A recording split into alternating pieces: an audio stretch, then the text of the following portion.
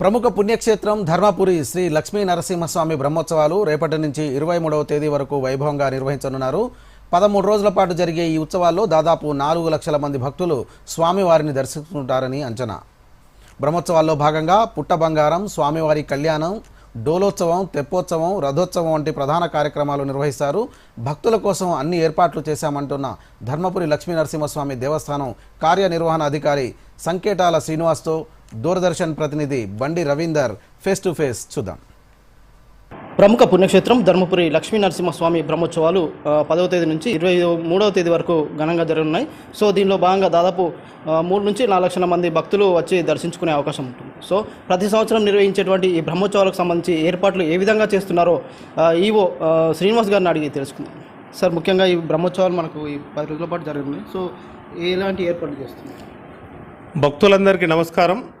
ముఖ్యంగా తెలంగాణ రాష్ట్రంలోని జగిత్యాల జిల్లా ధర్మపురి పట్టణంలో వెలిసిన ప్రముఖ పుణ్యక్షేత్రం, అలాగే నవనారసింహ క్షేత్రాలలో ఒకటైన ధర్మపురి పుణ్యక్షేత్రంలో ప్రతి సంవత్సరం బ్రహ్మోత్సవాలు 13 రోజుల పాటు భక్తులు, గ్రామస్తులు, దాతలు, ప్రజాప్రతినిధులు అందరి స్వచ్ఛంద సంస్థలు అందరి సహాయ సహకారంతో అత్యంత వైభవంగా కన్నుల పండుగ నిర్వహించబడుతున్నాయి.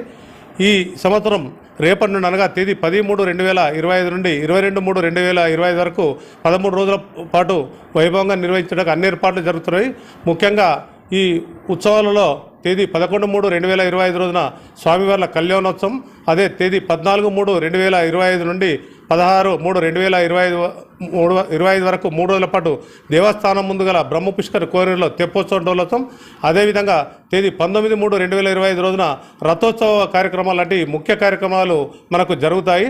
ముఖ్యంగా ఈ ఉత్సవానికి ఈ జిల్లా నలుమూలల నుండే కాక నిజామాబాద్, మహారాష్ట్ర, హైదరాబాద్, ఇతర చుట్టుపక్కల జిల్లాల నుండి 13 రోజుల్లో సుమారు 3 లక్షల నుండి 4 లక్షల మంది వరకు భక్తులు విచ్చేదురు. భక్తులకు ఎలాంటి ఇబ్బందులు లేకుండా ఏర్పాట్లు జరుగుతున్నాయి. Thank you sir. సో బ్రహ్మోత్సవాల సందర్భంగా వచ్చేటువంటి భక్తులకు ఎలాంటి ఇబ్బందులు కలిగించకుండా అన్ని ఏర్పాట్లు చేస్తున్నామని, అదేవిధంగా గోదావరి పరిసర ప్రాంతాల్లో కావచ్చు, లేదంటే టెంపుల్ పరిసర ప్రాంతాల్లో కావచ్చు, పోలీసులతో పాటు సీసీ కెమెరాలతో గట్టి నిఘా ఏర్పాటు చేసినట్లు కూడా తెలియజేస్తారు. సో మహిళలకు ఎలాంటి ఇబ్బందులు కలగకుండా స్నానాల గట్టలు కావచ్చు, లేకుంటే వాళ్ళకి సపరేట్ రూమ్స్ కావచ్చు ఏర్పాటు చేస్తామని, అదేవిధంగా శానిటేషన్ కావచ్చు, లేదంటే మిగతా సెక్యూరిటీ పరంగా అన్ని ఏర్పాటు చేసినట్లు దేవస్థానం ఈవో శ్రీనివాస్ తెలియజేస్తారు. రవీందర్, దూరదర్శన్, జగిత్యాల.